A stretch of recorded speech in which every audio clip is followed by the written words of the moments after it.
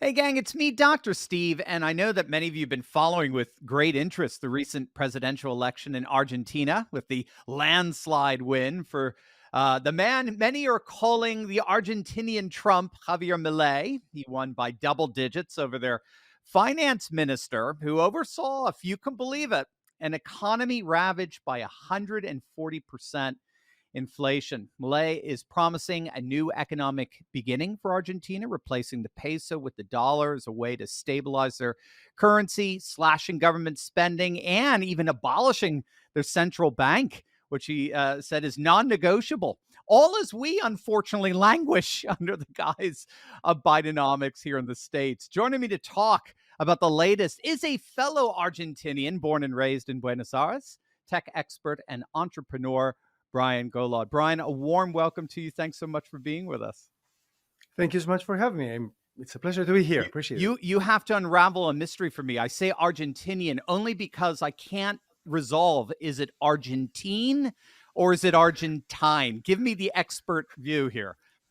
I used to say Argentinian. No, I used to say Argentine because some people, the first people that I listened to, they used to call us Argentines, and then I went to Argentinians. I think that most people call us Argentinians. Argentinians. All right. So no Argentine. That's No, definitely no. It rhymes with porcus pine or I porcupine love it. in Spanish, and it's not that Argentinian or Oh, Argentine, but not Argentine. I Argentine. always loved Argentine better. Good. Now, bravo. As a fellow Argentine, what are your thoughts on this? I mean, this is a huge development in presidential politics in Argentina. It's being covered all over the world. As I understand it, the presidency is very powerful in Argentine politics, and it seems as if the people there have just had enough and they're willing to go bold here. What do you think? People have had enough for a very long time, to be completely honest, and they wanted to change the government. And they tried this a few years ago, or maybe a mandate ago. Things didn't go very well. But honestly, Argentina was heading towards potentially Venezuela. Like everybody compared Argentina to Venezuela. And it's unfortunate because Argentina has a lot of resources. It has a lot of talented people. Not saying that Venezuela doesn't, but Argentina is still a place that you can still save.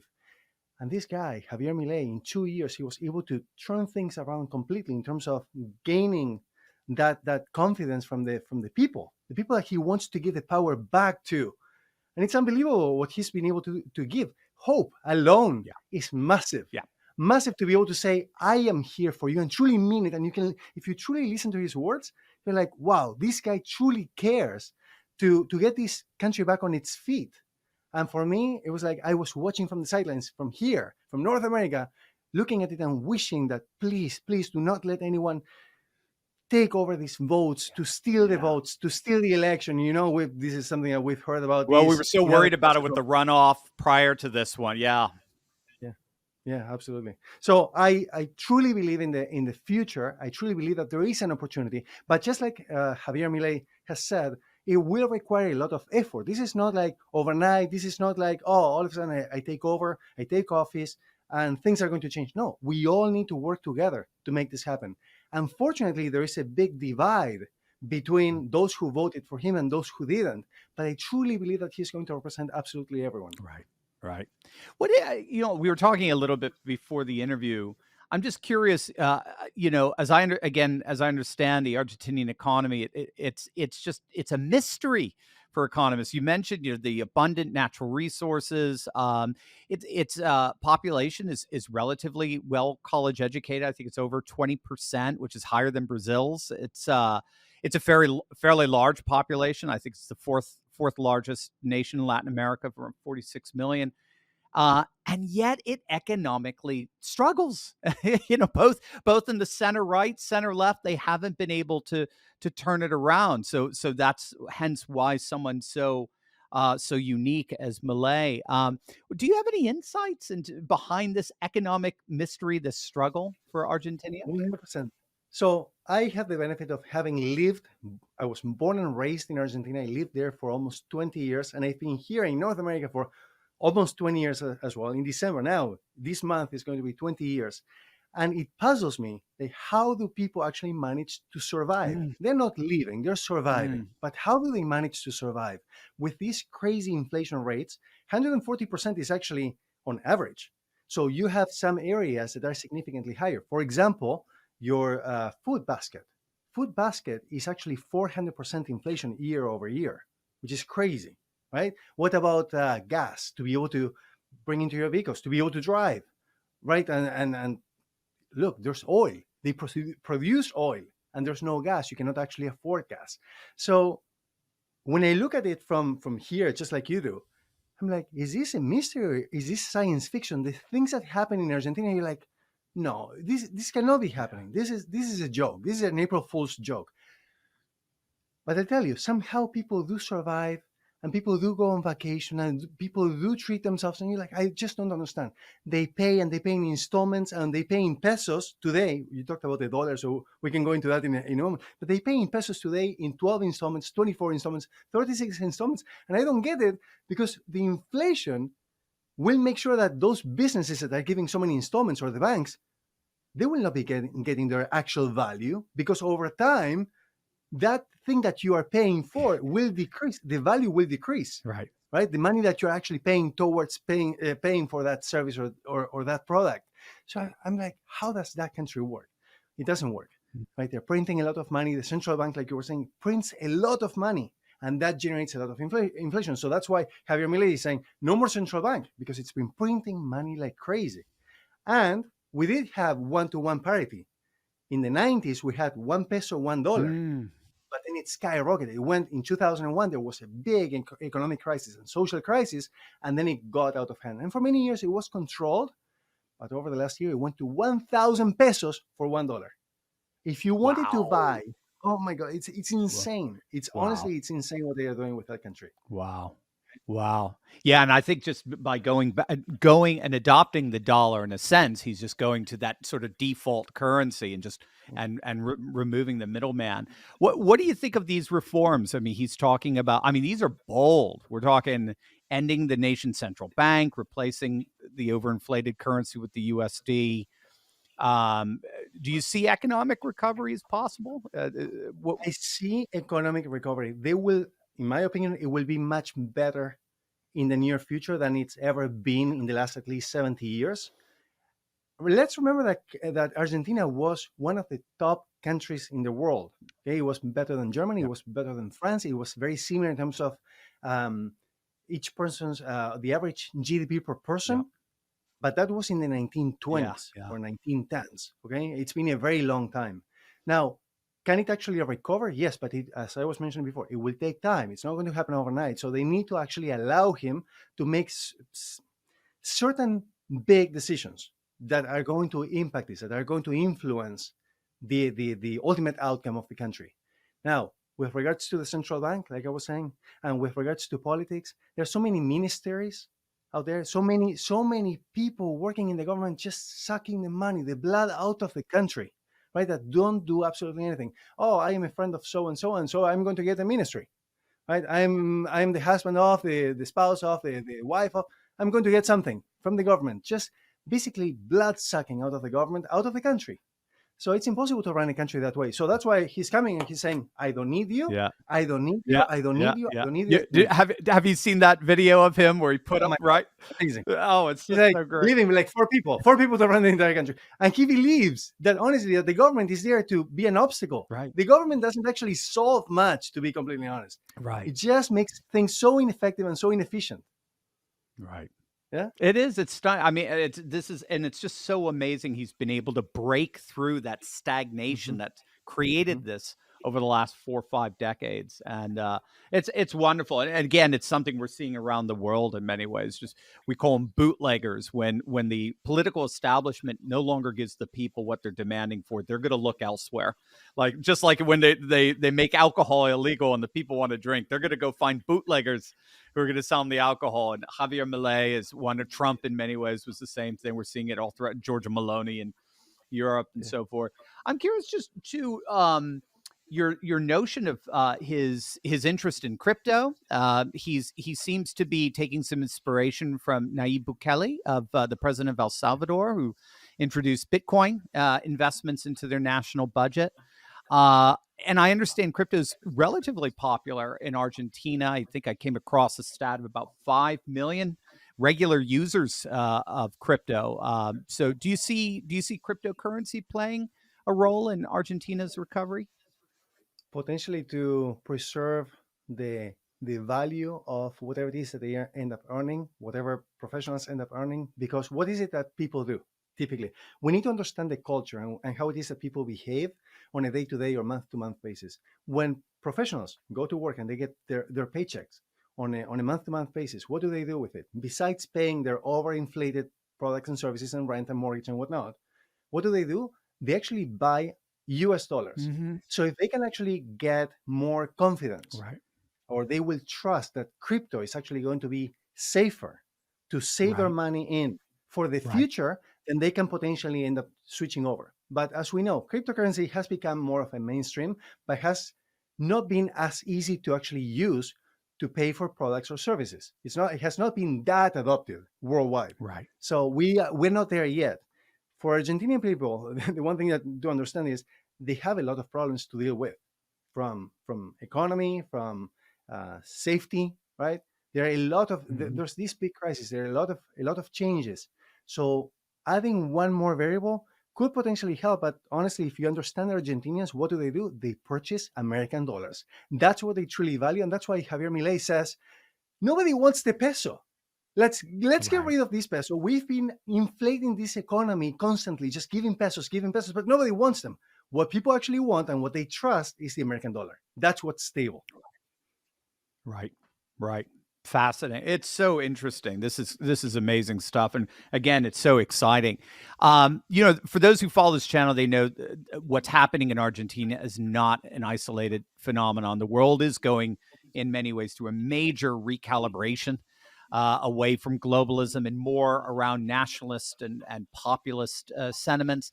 And one of the things that makes you so interesting is that you help people find jobs and coach them on how to have amazing interviews.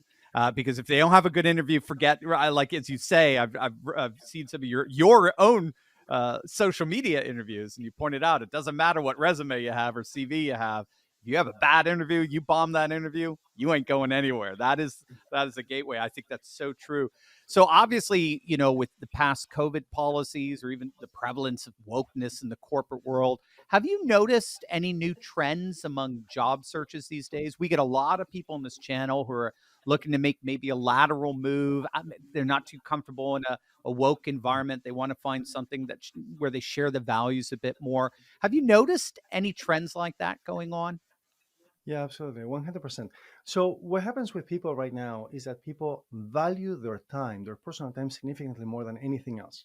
You can make all the money in the world, you Mm. can make a lot of money, you can be really comfortable, financially speaking, but a lot of people are starting to value a lot more their personal time with their loved ones, with themselves, Yes. their health, than the money that they were making before. They're willing to sacrifice some of that money, which they don't need to be completely honest. Right. You can switch jobs, and I always show professionals how to make that happen. But basically, you can actually get a job that doesn't require you to spend more than 40 hours per week, maybe 37 and a half hours per week, and make the exact same amount of money. And for you to find that control, to gain that control back again. At this moment, we have been working over the last few decades, just obeying, just doing exactly what our employers want. In the beginning, for the first few months, it's like a honeymoon period. We're working, hey, please do not stay late. But how quickly that turns into, oh, we have this other project, or so and so quit, or got fired, or got promoted, or whatever the reason is. By the way, I needed to do their job as well, right? And now you're actually overstepping into my personal time, where I have to come in early, I have to leave late because I have to still do everything because I'm concerned, I'm scared, I'm fearful of leave or missing or losing my job, my income. A lot of professionals are like, I'm done with this. I just want to get my time back to be able to define how I want to live my life.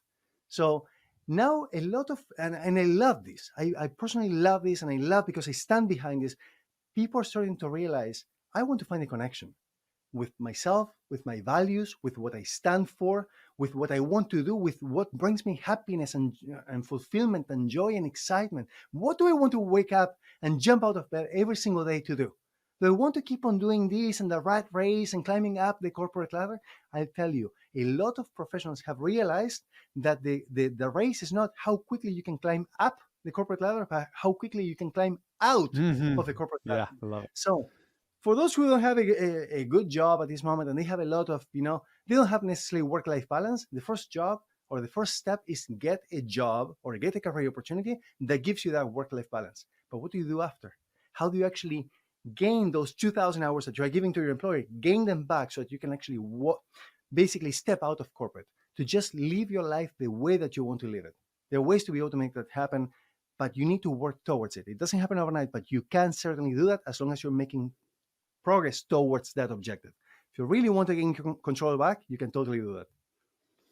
Brian, one of the reasons why I love chatting with you is you are the embodiment of the American dream, and a lot of people now are more worried than ever that the dream is no longer achievable. They can't achieve that financial independence, and then which then gives them the ability to pursue the values that they love and hold dear, particularly faith, family, freedom. You stand up every day and you say, no, this dream is alive and well. I'm living proof of it. Tell us a bit about how, what you do to help Americans overcome their fears, their anxieties, particularly in Bidenomics, the slump that we're in, and actually achieve the American dream here and now. I appreciate the question that you're asking and the way that you articulated it, because you got under my skin. Why? Because even though it's been 20 years since I've been living here in North America, what I want everybody to understand is that I came literally with $0. I used to remember these stories of my great grandparents coming from Europe, coming down to South America with $0 and just a suitcase, or not even a suitcase, and making an amazing life over there. And for me, I literally came the same way. Sure, I did come with my parents and with my sister, okay? But literally in my pocket, I came with $0. And I was able to make the most out of this amazing opportunity, which is to live in North America. The American dream is not dead. The question is, what are you doing towards making it happen? So the question is, do you believe that there are no opportunities in the market? I will tell you the answer. The answer is the market is flooded with opportunities. Yes. You go on LinkedIn, you go on Indeed, you go on Glassdoor, you go on any platform, any job platform. There are so many opportunities, and not just anything. Opportunities for professionals who want to make a lot of money, 200,000, 300,000, 400,000. You see them actually posted. If you know where to find, you will actually find them. So can you live better? Yes. But what I want everybody to understand is that it's not about money alone. You will grow tired from that. Do not. And Right. One of the biggest messages that I always have for people is, please do not just chase money. That gets old. That doesn't bring you happiness. Yeah, sure. There is a saying, money buys happiness. Only for a certain period of time. Right. It doesn't last. So if you have a family, if you have kids, if you have a life that you've built, invest towards that. Give them your time, your quality. Make sure that you build that. At the end of the day, you're not taking anything with you. Right. Do live well. Do live well. And don't get me wrong. Everybody should be able to live comfortably. But make sure that you have your time back to give to your loved ones, to have experiences, to see the world, to see America. Beautiful. I've been to so many states. It's unbelievable how good that country is. It has opportunities for everyone who truly wants to find them. If you're not finding them, you need guidance, please, let's get in touch. But otherwise, let's go get that opportunity. You deserve it. Literally, everyone wants to live in America. You live in America. Let's make sure that you actually have your opportunity that you truly deserve. You have the knowledge, skills, experience, expertise, education. You have what you need. Now let's go get that job. We've got a link down below, gang, to a website, Brian's website, americadreamsalary.com. Just click on that. Brian, if they click on that, what can they expect to find there? I will be on a webcast where I will explain exactly how it is that you need to conduct yourself differently to be able to find those opportunities, to be able to seize on those opportunities. What is it that you need to do? What is it that employers are actually looking for you to be able to maximize your chances? Because one of the things that a lot of professionals say to me all the time is, getting a job is a full-time job, right? And for those professionals who are actually employed right now and they're overworked and underpaid, it's like, oh my God, I don't have time. I get home, I'm so I'm so busy throughout the day. I'm so tired by the end of the night. I just don't have time. I don't have any energy. I'm exhausted. And my family needs me. And the little bit of time that I have left, I give it to them or I give it to myself. And I'm done. So getting a job does not need to be this difficult. Now, maybe nobody has explained to you before how to actually go about this, but it doesn't take that much time. It's not rocket science to be able to land a ton of interviews and to be able to convert them into job offers and to be able to, in the end, negotiate a fair compensation for the value that you bring. But what I want everybody to understand is the following. If you've been focusing on just one job at a time, that's not going to help you. That doesn't give you any power. Why? Mm. The one thing that I want everybody to understand is that at any given point, your job, wherever it is that you work, it will turn into what I was describing before, which is, oh, now, can you do the work this person called in sick? Mhm. Can you actually work cover for this person while they're going on vacation? Can you do this? She quit or she was let go or she got promoted or he, right? Now they're starting to break into or overstep into your personal Yeah. boundaries, your personal time. So when you don't have any other options, on a whim, like when you decide that you want to have new options, then your employer can always take advantage of you. And why will they take advantage of you? Because of what I was explaining before. Because you're so tired, exhausted, that you're not going to be looking for another opportunity. You're like, okay, I'm going to do it. Yeah, no problem. I think that that's what I'm going to do. I'm going to put in more hours to work my way up the corporate ladder. Mm. And in the end, you're not solving your problem. Your problem is you want to actually have quality time with your family, with yourselves, with your loved ones, and you want to feel the impact of what you're doing with the world, the alignment of what you do and your values with the world. So if that's what you're looking for, then get that control back and do not let any employer take advantage of you. I love it. I absolutely love it. Gang, you got to click on that link below if you're looking for a new career and if you're looking for a career specifically to be able to spend more time with family and pursuing your values, faith, and freedom.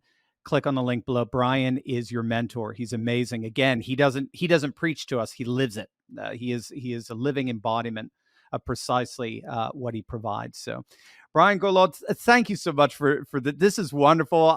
Look. I got to tell. I know you've been in America now for the last 20 years, but it is so exciting to see what's happening in your homeland there in Argentina. We're going to be keeping a very close eye on it, rooting for Javier Milei, and maybe you'll be able to the next time you go back there, you're going to be able to see a whole different country, a much more wonderfully optimistic and hopeful place. Thank you so much. And for everyone here watching, please, you live in America. You have the most amazing country in the world. Just go and make the most out of this. Okay. Do not let anyone convince you that you can't. You totally can. So I'm rooting for you. Thank Amen. you so much. Amen. Talk to you. Thank you, Brian.